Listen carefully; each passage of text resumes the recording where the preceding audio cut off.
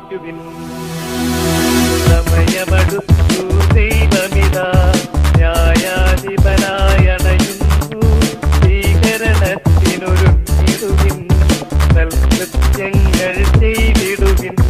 പരിശുദ്ധന്മാർ തവനേ നിത്യാനന്ദവുമാശിക്കും.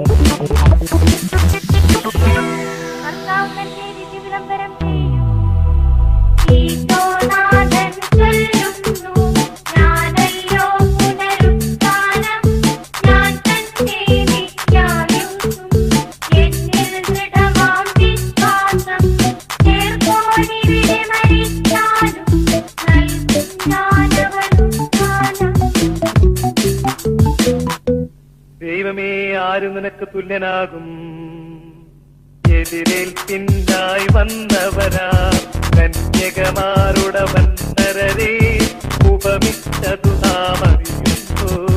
മണവാളൻ തൻ വിളി കേൾക്കേ നിദ്രയുണർന്ന കന്യകമാ വേഗമെടുത്തു വിളക്കുകളും.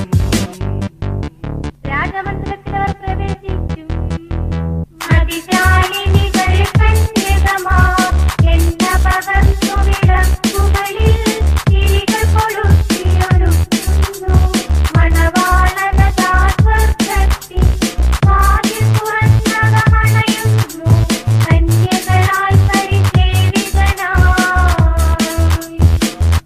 ദുഷ്ടർക്ക് അവരുടെ പ്രതിഫലം നൽകുന്നു.